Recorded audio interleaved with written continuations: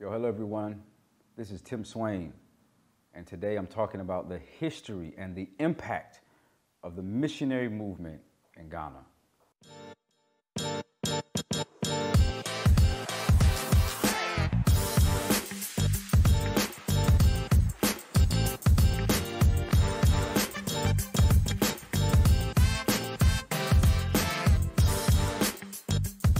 The reason I've wanted to do this video is because I've been living in Ghana for about 2 years now, and I've seen so many things that I have context for now that I didn't have context for when I first came to the continent in 2007.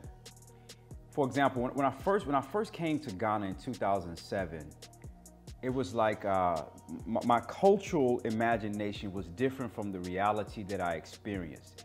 And although I couldn't put certain things in words, I knew that there were some things that were off. For example, I'm grateful for the organization that brought me to Ghana. Shout out to the Impact Movement. But I came with a missionary organization. And in 2007, we went all around Kumasi, Sunyani, Cape Coast, Accra, and some other places around Ghana. And when I came around, one of the first things I noticed was the white Jesus everywhere.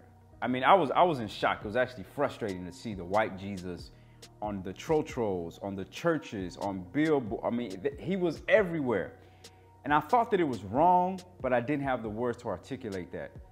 And then even as a part of the mission that I came with, we will go out to these like very rural communities. We'll put up a big screen and we'll show the Jesus film. And if you're not familiar with the Jesus film, it's like that old film about Jesus and his life. You know, all white characters or mostly white characters. They translated it into Tree or Fanti or whatever, you know, area we were in Ghana. And we showed this big white Jesus, right?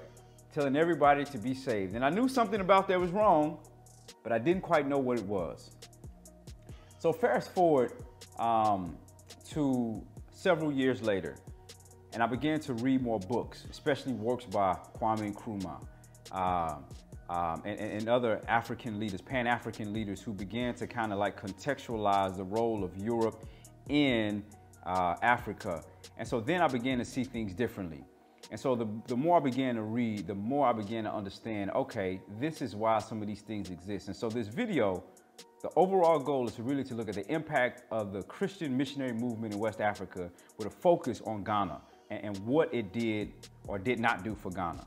So as a disclaimer, I can't go through an exhaustive history and explain every little thing, but what I am gonna do is just basically talk about the basics of what happened and how it has impacted how Africans and particularly Ghanaians see themselves.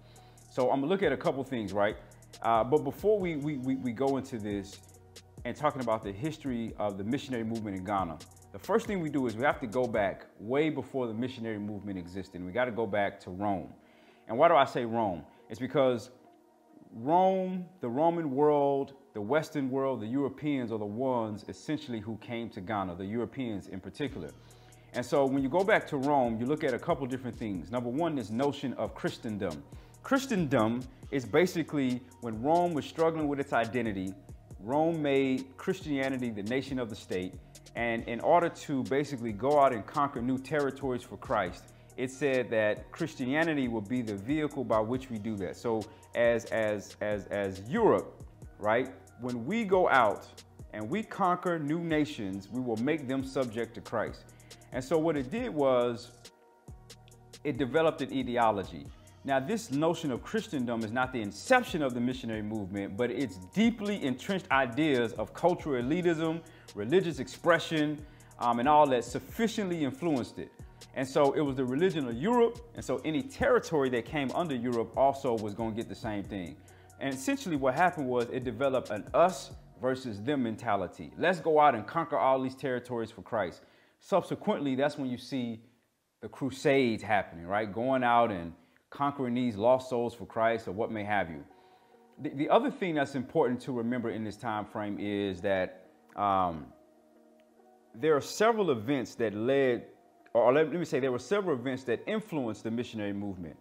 Going back to Rome and its identity, the notion of Christendom, let's make territories for Christ. Another important kind of like idea or social thing that happened was the Enlightenment. right? So the Enlightenment happened between the 1600s and the 1800s, and it was basically changed the philosophical and moral landscape of Europe. It's all about scientific objectivity, classifying people in the world according to how Europeans saw them. And under this, what happened was you had this idea that Europe said, let's classify people in the world. We're going to start with the highest, most ranking people and the lowest. Europeans obviously viewed themselves as the highest, the most advanced, the most civilized, the most, whatever, right? You went through the schema of peoples around the world, and guess who was at the bottom? It was Africans. And so that's why Africans get viewed as like the evil ones, the ones that are in a deplorable state, the ones that have no conscience, no soul. And so eventually what happens is you have this notion of kind of Eurocentrism, Europe believing that the world revolves around us, this whole us versus them mentality. And the reason this is important because when you look at the missionary movement that happened in the late 18th and the 19th century, particularly in West Africa, what you see is missionaries coming from this type of Christendom, Eurocentric, Enlightenment type of, philosophy. So when they came to places like Ghana, what they saw was savages, people who are worshiping idols, primitive people with no soul. They couldn't feel pain. They're intellectually inferior. You know what I'm saying? Even so much so that long term, you saw people doing research on the size of African skulls to see whether or not they had a smaller brain and all this kind of crazy stuff. And so when these people came and they encountered the gods of the African, they just viewed these gods as like, it's not the same God of the Bible. These are some lesser gods who are evil, and these people are, worshiping these gods and blah, blah, blah, blah, blah, blah, blah. The thing that's important to remember is this. When you look at some of these theories that develop, some of these European theories are only a couple hundred years old. But as one researcher said, when you look at the Africans' relationship to God, that's more than 5,000 years old. So Africans knew who God was way before Europeans got there. Africans had an understanding about spirituality, about tradition, and about culture and all that way before Europeans got there. So what happened was when Europeans got there, this is the impact. Many times the colonial conquest and the missionary activity went hand in hand. Not all the time, but many times. And so the underlining goal was this: money, resources. How can we come and extract resources to keep Europe, right, in power, and its territories in power? And at the same time, you had the missionaries that were really going side and side with this. Because what you saw sometimes is the missionaries and the leaders saw that religion could be used as a vehicle to pacify people, to get them to do essentially whatever you wanted them to do. That doesn't mean that this did not come with some resistance, because it did. So you had many people that fought colonial powers and many people that fought the missionaries that came in terms of their ideologies, and they turned away from what they were trying to teach them. The other thing that happened as a result of this was what researchers call cultural genocide. So when these Europeans came, they attempted to essentially dismantle and remake African traditional religion and basically make it more of a Western type of religion that mirrored European customs, politics, and culture, right? The Europeans came and disrupted this, and then basically they tried to make Africans into Europeans. The other thing that you saw as a result of this was the whitewashing or the Eurocentricizing of everything. European churches, worship styles, clothing, speaking, dress, greetings, and everything like this. Let me give you an example. I remember when I first came to Ghana, and I said, yo, I want to go to an African church, like an African church where they playing the drums, they acting a fool, because I grew up in a charismatic church. I go to the church, close my eyes, and what do I hear? This, oh Lord, we are. I'm like, yo, am I somewhere in Europe? You know what I'm saying? And so it sounded just like the Europeans, but this is the influence of the Western missionary movement. What it did was it basically tried to remove everything that was African and replace it with everything that was European, to basically show that as you are becoming a Christian, you also have to become civilized. Civilized essentially means that you become more and more like us. Some of the other significant things that happened during this missionary movement was the evangelizing process. It wasn't just going out in big crusades or what may have you. It was also evangelizing through education. So that's why you saw a lot of missionary schools pop up. Even so much so that what would happen is sometimes they would take somebody from their family, take them to a missionary school, indoctrinate them with their beliefs, their ideas, their culture, their values.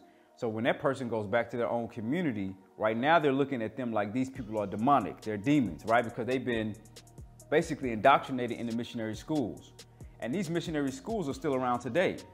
And I'll give some examples about how the legacy of the missionary movement still exists in Ghana and some of the ramifications of it.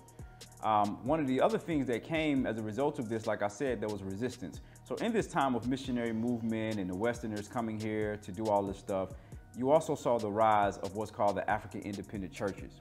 The African independent churches, we're not going to go too far into detail, but basically African independent churches said that we're not about that European Christian life. So we're going to create our own style of worship, going back to our traditional religion, and fuse these things to make something that is more like us, right? So there was resistance that happened, but you know what I'm saying? When you have people coming with a gun and you don't have no gun, it's kind of hard. It's kind of really hard to resist a lot of that. So when you look at the impact of this missionary movement, I identify 3 ways that I see how it impacts Africans today. Number 1, the ways in which Africans see themselves. Number 2, the ways in which Africans see and engage the Western world. And then number 3, the ways in which Africans view God or African theology. So let's start with the first thing, right? The ways in which Africans see themselves.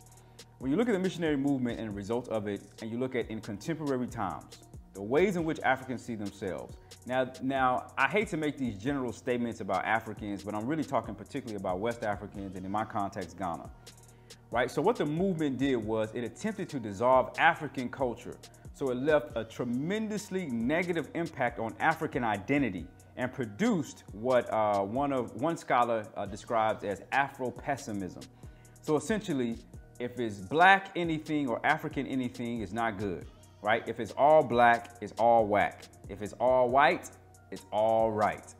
There was a systemic devaluing of African culture, value, and traditions, right? Not in all cases.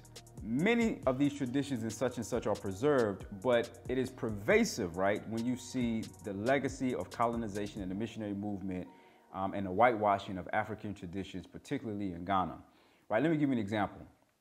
Examples would be how when you go to school, you have to barber your hair or cut your hair. When you look at the uniforms for a lot of the school children around Ghana, right, you see that they basically look like African children going to a European boarding school. Another thing is when you look at, like I said, the school uniform, how people preach. They preach in suits because for a long time you couldn't preach in your traditional wear because it was thought to be an abomination.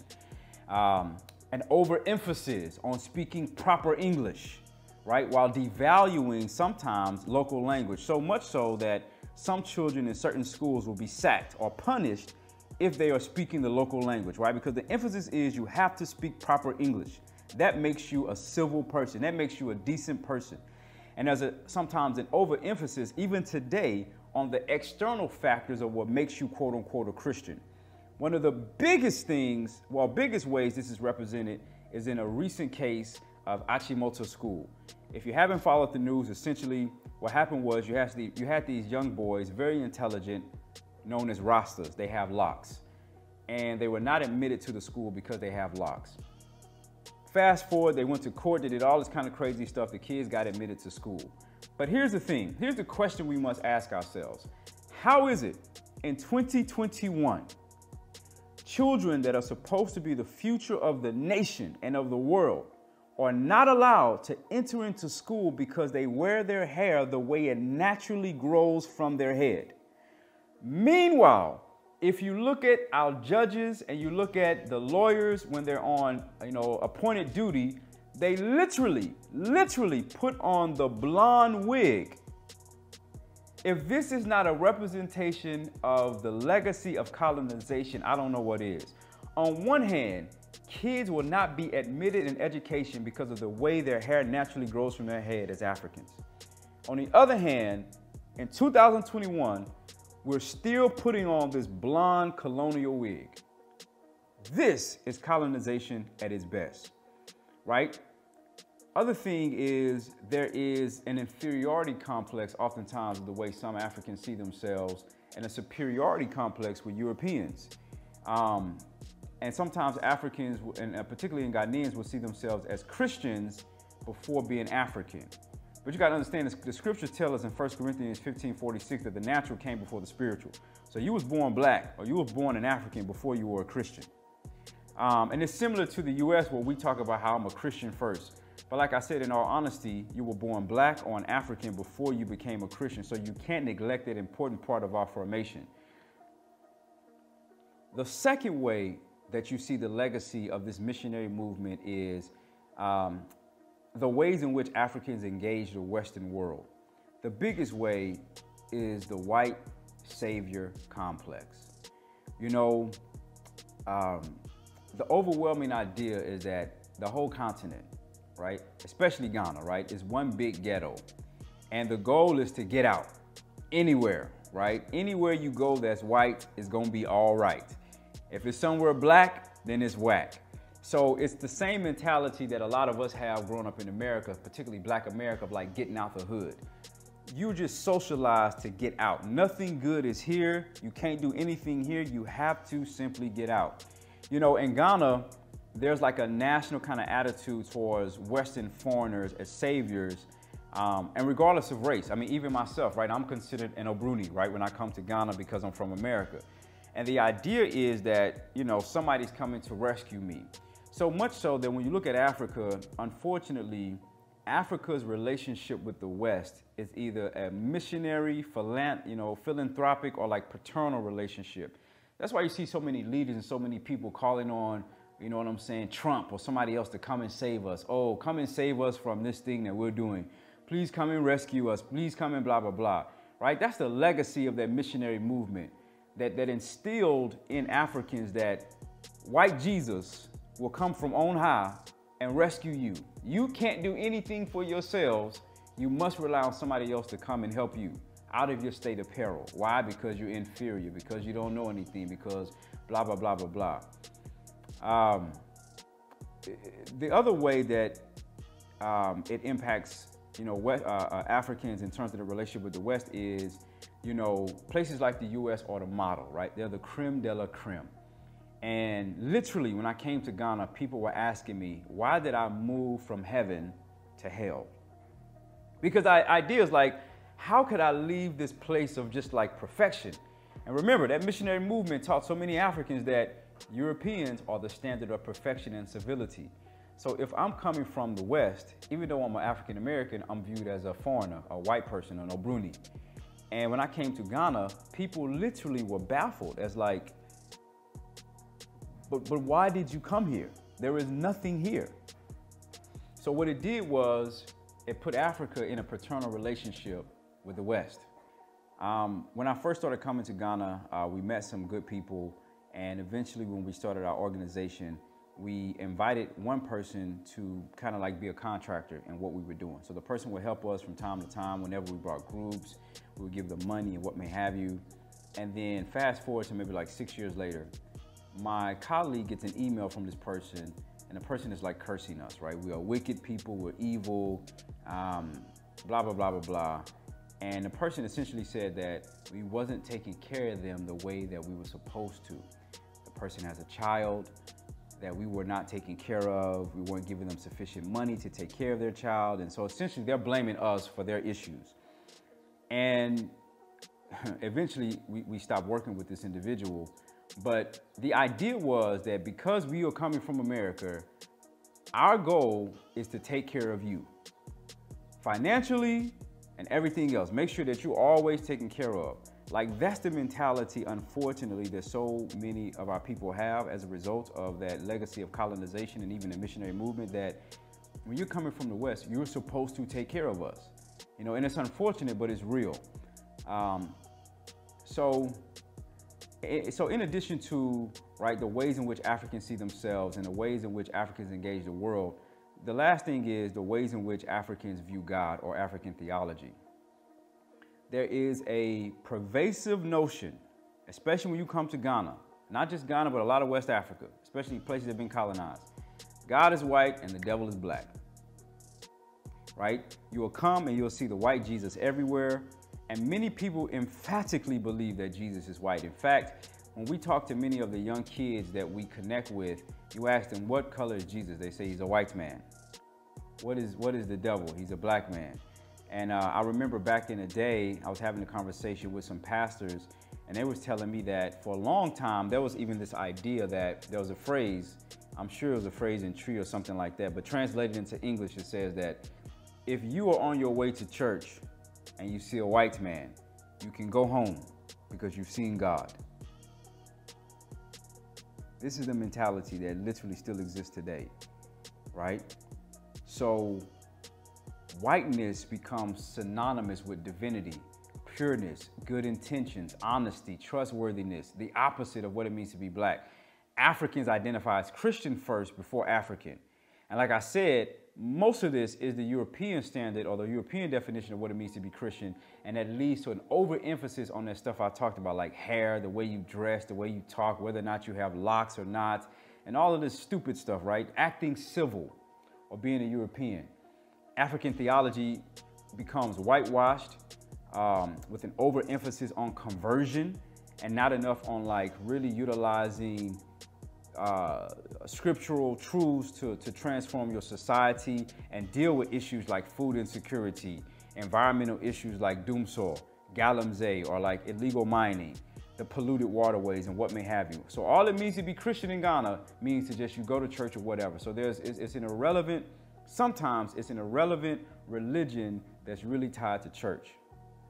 So, and these are a lot of the leaders too, right? And so that's why you see some of the challenges that we have.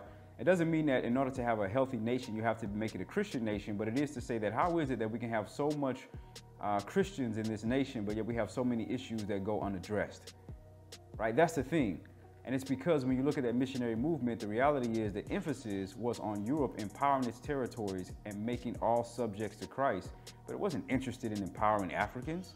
Generally speaking, it was interested in empowering its own self-interest. So where do we go from here? I think it's three things that we need to do from here. Number one, we need to reform our theology. Not reform theology, but reform our theology. The African has to define God for himself and define the God of the African through his own story and his own context. Really have to be conscious about developing an African consciousness while really reevaluating the legacies from which we get an understanding of God. The second thing is we have to reconstruct our identity, right? It's time for Africans to define themselves for themselves, revisit the cultural values that make up the vital elements of society. You know, ask, how is it that Africans have built pyramids, reigned in powerful kingdoms, had the ingenuity to create templates that the Westerners used to take, such as language, science. You look at, you know, Timbuktu, how people literally came from all around the world to study. How is it that Africans to do this, can do all of this, right? But yet now in 2021, we got to call on the EU or the US to give us some money to fix a light or to fix some street, you know, bumper rails. That's ridiculous. We have to reconstruct our identity, not being individuals that are waiting on somebody else to rescue us, but realizing that God has given us everything we need to do what we need to do for ourselves by ourselves. The last thing is Africans really need to love ourselves for who God has created us. Last but not least, I really think that we have to reconnect with the African diaspora. You know what I'm saying? We all have such a shared story that we can learn from one another. I mean, for example, if you ask us as black folks in America how the story will end when you have people that have had their histories erased, their identities contorted through someone else's lens and the devaluing of culture and blah, blah, blah, blah, blah. We can tell you how the story is going to end and it's not good. So we as Africans in the diaspora can really help our African brothers and sisters to know how this story will play out in order to prevent it from happening in the same way that it's happened in these other places. And I think that the way we do this is simply by focusing on the youth. In a few years, the youngest population in the world will be on the African continent. Most people in Africa will be under 40 years old in a few years from now. So when we focus on the youth and really helping them to rewrite their own histories, their own legacies, yes, there's a lot of historical and economic stuff that needs to be done, but the first step is really creating a sense of identity. And so I think that everybody can do their part. And at the end of this video, I'm gonna list you some resources, some books that you can start reading right now to just begin educating yourself about the legacy of the missionary movement, the legacy of colonization, how it has negatively impacted Africans, and how we can move away from that.